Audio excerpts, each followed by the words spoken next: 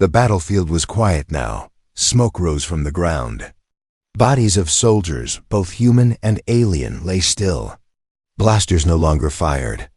The war for this small alien outpost was over. Human soldier Jackson stood alone. Dust on his face, blood on his armor, not his own. He had fought harder than anyone else. His squad had survived because of him. Suddenly, the alien commander of the outpost stepped forward. He was tall, with sharp yellow eyes and cold blue skin. He laughed in a mocking way. "You fought well." "Human," the alien said. "Your strength is unexpected. As a reward," he pointed toward something behind him. "Take her." Jackson turned his head. There was a cage. A metal cage, barely large enough for the one inside. A girl. An alien. Girl. She was curled in the corner, hugging her knees. She had long silver hair, tangled and dirty. Her thin body was covered only by torn cloth. Her arms and legs had bruises, and a chain was still attached to her ankle. The alien commander grinned. "She's a pleasure animal. Left behind by the last officer, worthless now. But maybe you enjoy broken toys?" Jackson said nothing. The alien kept smiling. "She doesn't speak, barely eats. Just lays there like a dying thing. Take her. She's yours now." Jackson stepped closer to the cage. The girl raised her head just a little. Her large violet eyes met his, and he saw fear, not hate. Not anger, just pure, deep fear. He crouched beside the cage. "It's okay," Jackson said softly. "I'm not going to hurt you." The girl flinched. He looked up at the commander. "Open the cage." The alien seemed surprised. "You want her?" "I'm not leaving her here," Jackson replied. The cage was opened. The girl didn't move. Jackson reached out his hand but didn't touch her. Instead, he placed a small piece of cloth down, like an offering. "You can come with me if you want," he whispered. "Or stay, your choice." She looked at his hand, then at the cloth. Slowly, very slowly, she crawled forward and wrapped the cloth around herself. Her body shook, but she stepped out of the cage. Jackson didn't touch her. He simply walked beside her, making sure she didn't fall. As they reached the human camp, people stared. "What's that?" One soldier whispered. "Some alien slave?" Jackson didn't answer them. He led her to a quiet tent, away from the noise and stares. Inside, the girl sat in the corner. She didn't speak. She didn't look up. She just wrapped the cloth tighter and stayed quiet. Jackson placed a bowl of water near her and a small piece of bread. Then he sat on the opposite side of the tent, not too close. "You're safe here," he said. No answer. He sighed and rubbed his eyes. "I can't keep calling you girl forever," he said, more to himself. Then looking at her, he added, "You need a name." The girl's head turned slightly. "Name?" she whispered. It was the first word she'd spoken. "Yes," Jackson said. "Something that belongs to you," she blinked. "No one ever gave me that." Jackson thought for a moment. "How about Mira?" "It means a light in an old Earth language." The girl touched her chest gently. "Myra," she said it again, softly. "Myra," Jackson smiled. "Yes, that's you now." She looked at him for a long time. Something in her face was changing. Not quite trust, not yet, but something new.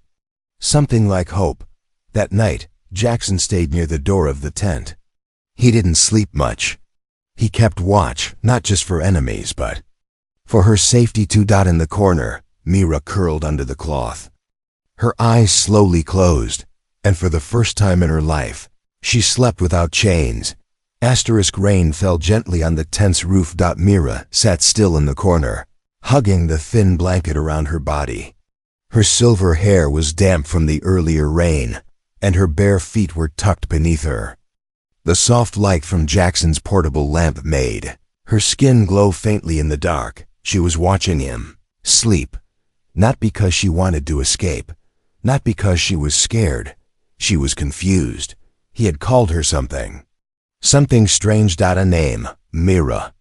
She whispered again to herself. It felt soft on her tongue, though warm. It was not a command, not a label, not a number burned into skin. It was hers. She had never had anything before, not even her own voice. She was always just thing, it, or property. That one word, Mira, had done something inside her chest. Something she couldn't understand. Was she allowed to keep it? Jackson shifted in his sleep, turning slightly. Mira flinched, out of habit, but he didn't move toward her. No chains, no punishments. Just quiet breathing. She stared at his face. Who gives names to slaves? No one ever had. Not even once. When Jackson woke up, Mira was sitting just where she was last night, but her eyes didn't look as empty now. He sat up slowly and smiled. You didn't run. She shook her head. Did you eat? He asked, pointing to the bread. Near her, she nodded. Little. He poured some warm water into a cup and offered it. Mira crawled forward slowly, took it carefully with both hands and drank. Then she looked at him. Really looked, and spoke. What is name? Jackson blinked. Then sat down cross-legged, facing her like a teacher facing a curious child. A name, he said, is a word that belongs to you. It's how people call you. But more than that, it means you are someone. She tilted her head. Someone? He smiled. Not a thing, not a toy, not an animal, but a person. Mira looked down at her hands. They were shaking. I was never. Person, she whispered. You are now, he replied. Silence sat between them for a long time. Not uncomfortable, just heavy. Then she asked, You made it? The name? Yeah. Jackson nodded. Mira, I thought it fit you. It means light. She slowly touched her chest. Mira, she repeated. This time with a hint of pride. Jackson stood and handed her a clean shirt from his own pack. It might be big on you, but it's clean. Mira stared at it like it was gold. He turned away so she could change in private. After a while, she quietly whispered, Okay. When he turned back, she stood there wearing his shirt, the hem almost to her knees. She looked different, not just clean, but like someone real. Someone who had a name now. Then suddenly her legs gave out. Jackson caught her before she hit the ground. Her body was burning. Fever. You're sick, he said, laying her back gently. Mira trembled. No, please, don't return me. I'm not sending you anywhere, he said firmly. I'll take care of you. Her eyes filled with tears. She looked at him like he had just said something no one in the galaxy had ever told her. That night, as she lay sweating from fever, Jackson placed a damp cloth on her forehead and sat beside her. Watching, he didn't sleep. She opened her eyes briefly. Why me? She asked weakly. Jackson smiled softly. Because everyone else looked away. I couldn't. She blinked. Her lips moved. Mira. Is me? Yes, he nodded. It's yours now. Forever. A single tear slid from her eye. She didn't know how to smile yet, but she held onto his hand with weak fingers. For the first time in her life, Mira felt like she existed. Not as property, not as a joke, but as someone. The blanket was still warm. Jackson's heart dropped the moment he stepped into the tent. The place was quiet. Too quiet. The cup was tipped over, the bread uneaten, and Mira was gone. No, he whispered, eyes darting around. She was weak. Still healing, still running a fever just yesterday. Where could she go? He rushed outside. The camp was just waking up. Soldiers were stretching, some making breakfast. No one had seen her. Jackson searched everywhere behind tents, near the river, even by the trees at the edge of the camp. Nothing. He thought she trusted him. He thought she was safe. Why would she run? Was she afraid of him now too? Meanwhile, Mira was hiding in the woods. Her bare feet hurt from the sharp ground. Her breaths were quick. Her chest still ached from sickness, but her hands held something close. Tightly. She didn't run to escape. She ran for him hours earlier when Jackson was asleep. She had heard 2 guards talking outside the tent. He's leaving tomorrow, back to Earth. Don't think he can take her. Why would he? She's not even human. Those words echoed in her mind. She thought, if he's leaving, I must give him something. A gift, something he'll remember. Me. She had nothing. No money, no skill, no strength, but she had heard of a place near the trees.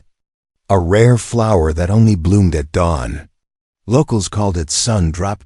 It was small, golden, and warm to the touch.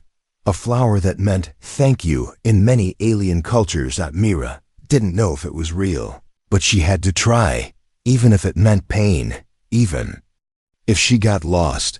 She had to try. Jackson stood at the edge of the woods, breathing hard. Then he saw something. A tiny figure, bent over in the grass, shivering. Mira. She looked up quickly, eyes wide with fear. Not fear of him, but fear that he would be angry. He ran to her. What are you doing out here? Are you hurt? She held out her hands. In them was the flower. Golden, delicate, still glowing with morning light. For you, she whispered. Jackson froze. She was burning with fever again. Her legs nearly gave out, but she stayed on her knees, holding the flower up like it was treasure. I heard. You go away, she said between short breaths. I wanted to give something. Before you leave. Jackson dropped to his knees, took the flower, and then gently pulled her into his arms. I'm not leaving you behind, he said. Not ever. Her body trembled against his chest. You thought I'd just leave? He whispered. She didn't answer. But the way she held on to him said enough. Back at the tent, Jackson placed the flower in a small glass near her bed. He gave her water, wrapped her in blankets, and sat beside her. You're not a thing, Mira, he said softly. You don't need to prove anything. You don't need to give me anything. She looked up at him with tired eyes. You gave me a name, she said. Now, I gave you something too. Jackson smiled. No one's ever done something like this for me, he admitted. Not like this. Mira finally allowed herself to close her eyes, feeling safe again. And as she drifted to sleep, she whispered just one word. Stay. Asterisk, the moment she stepped into the market, everything stopped. Voices dropped. Eyes turned. Mira held Jackson's hand tightly, her fingers cold and tense. She had never walked this way before, out in the open, fully dressed, beside a man who treated her like she mattered. But this place remembered her. This can't be real, a traitor whispered. Isn't that Vakra's toy? Said another. Mira heard every word. She didn't need to turn her head to know their faces. Some had watched her in the past. Others had laughed. None had helped. And now they were confused. Why was she clothed? Why did she walk upright? Why was she holding the human's hand? Jackson kept his voice calm, but his eyes were sharp as knives. He could feel the way she shook beside him. He hated it. They came to the center of the market. Tables lined with metal, strange fruit, old weapons and cages. Empty ones. Some not so empty. A thin alien girl stared from behind bars, eyes hollow. Mira froze. She remembered that feeling, that smell, that cold iron on her skin. Jackson noticed and gently stepped in front of her. You don't have to look, he said. But Mira didn't turn away. I want to, she said quietly. Then a voice behind them broke the air. Well, look what the stars dragged in. A fat alien traitor with yellow teeth and 7 fingers stepped forward. He wore a necklace made of small bone charms, and his eyes crawled over Mira like insects. Didn't think I'd see her again. She still works? Or did you fix her for walking and talking only? Jackson's jaw clenched. She's not for sale. The traitor laughed. Everything's for sale, human. Especially broken things. Jackson stepped closer, his voice ice cold. She's not broken, but you might be if you speak like that again. For the first time, The traitor took a step back. Myra's grip on Jackson's arm tightened. "Let's go," she whispered. "Please." They turned away. Behind them, the crowd whispered louder. "Why does she walk like that?" "He gave her a name," I heard. "A name? Slaves don't get names." But Mira didn't hide her face. She didn't run. For the first time, she walked through that market with her head just a little higher. Back at the camp, she sat beside Jackson and touched the edge of his sleeve. "I didn't cry," she said. "Saw," he replied, proud. "They tried to take me with their eyes," she whispered. "But I was not theirs anymore." Jackson nodded. "You never were." Then something surprising happened. Mira reached into her pocket and pulled out something. "Small, a rusted collar. I found this on the ground," she said. "It was mine. I left it." He looked at the collar, then at her. "Why did you take it?" She smiled softly. "So I never forget who I was and who I am now." She walked outside and threw it into the fire. And for the first time in her life, Mira chose to burn her past. She stepped into his tent wearing nothing but fear. Her breath was soft, her hands trembled, and in her eyes there was a storm of pain, shame, and hope. Jackson looked up from his bedroll, surprised. "Mira?" She didn't answer. She took one slow step forward, then another. "I'm ready," she whispered. Jackson frowned. "Ready for what?" She dropped the cloth she wore. Her thin body, scarred and still healing, stood bare under the lamp's soft glow. "I want to serve," she said, her voice small and shaking. "I know what to do." Jackson stood up fast and turned away. "Put your clothes back on, Mira." I can make you feel good," she said, confused by his reaction. "That's what I'm for. You've been kind. You've fed me. Gave me a name. Now I repay." Her voice cracked on the last word. Jackson closed his eyes and took a deep breath. His fists clenched. Then, gently, he grabbed the blanket from his bed and wrapped it around her shoulders. "No," he said softly. "That's not how it works." Mira didn't understand. Tears welled up in her eyes. "You don't want me?" she asked. "Am I too dirty still?" Jackson knelt down in front of her, looked her in the eyes. "I want you to be free," he said. "I want you to laugh, to live. Not to think you have to trade your body for kindness." She covered her face, ashamed. "No one ever wanted me for more than that," she said. Not everyone," he replied. They sat in silence for a while. Blanket was warm around her. And for the first time, she didn't feel naked. She felt seen. Myra finally asked, "Then why did you take me that day?" Jackson looked at the tent wall. His voice was low. "Because I saw a person, not an animal. And I couldn't walk away." She looked down at her. "Hands, what am I supposed to be, now?" "You're Mira," he said. "That's enough." Later that night, Mira didn't sleep on the cold corner floor. She slept on the bedroll, beside him but fully clothed, wrapped in the blanket. Her head resting gently on his arm. There was no fear. No demand. Just quiet. Breathing. Just peace. She whispered one last thing before drifting off. "If you had said yes, I would have thought that's all I was good for."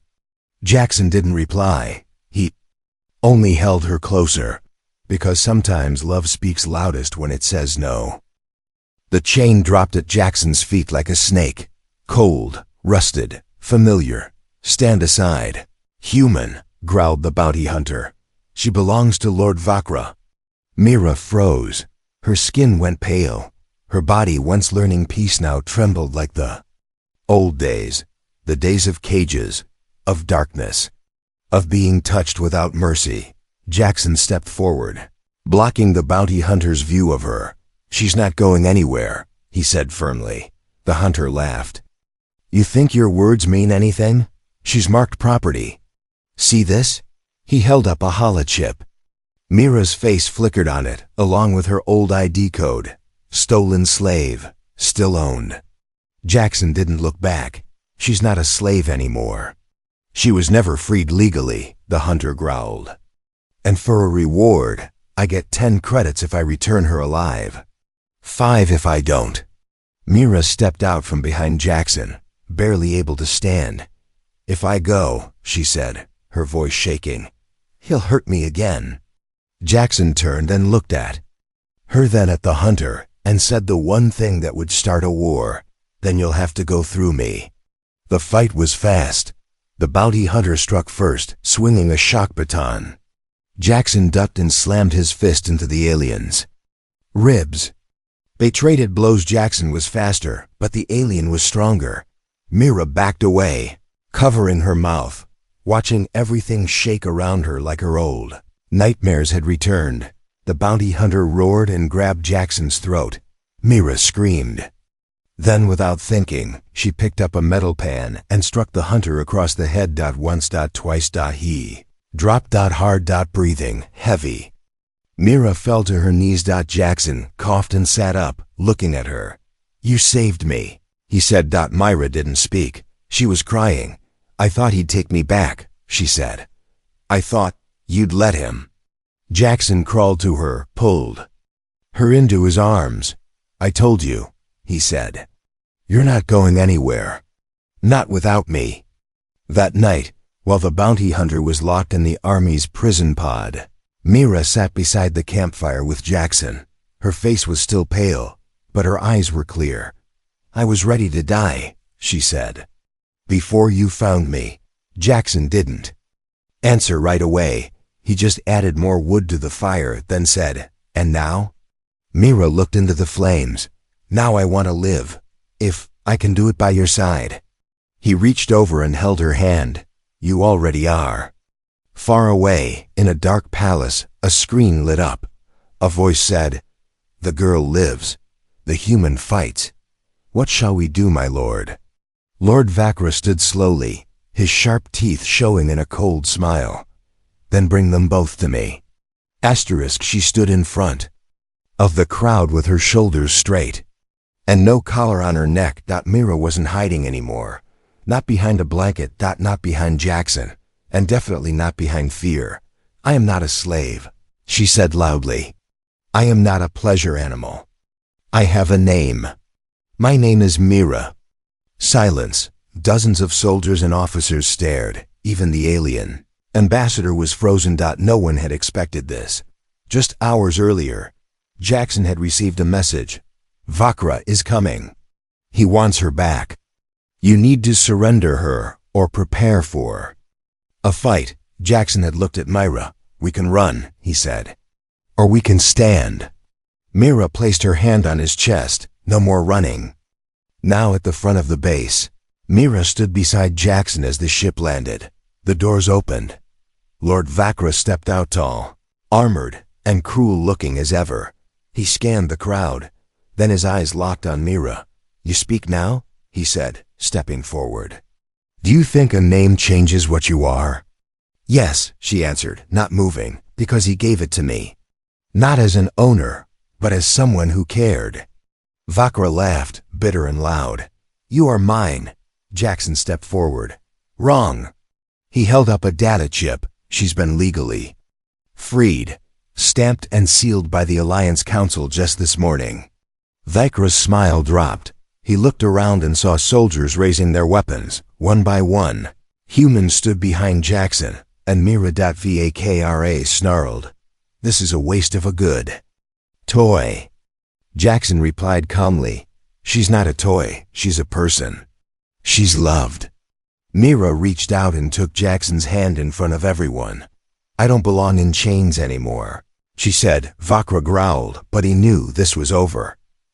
He turned and walked back to his ship, defeated. Later that night, Jackson and Mira sat under the stars. He handed her a small box. What is it? She asked. Open it. Inside was a simple necklace. A tiny silver tag hung from it. One word engraved, Mira, her name. She touched it gently, eyes shining. You gave me a name, she whispered. You gave me life, Jackson smiled. You gave me something too. You gave me a reason to stay. She looked up at him. I thought I was broken, she said. You were never broken, he replied. You were just waiting for someone to see you. She leaned her head on his shoulder. And in that moment, under the stars, there were no chains. No cages. No fear. Only a girl who had been called a thing, now held like someone who was truly finally loved.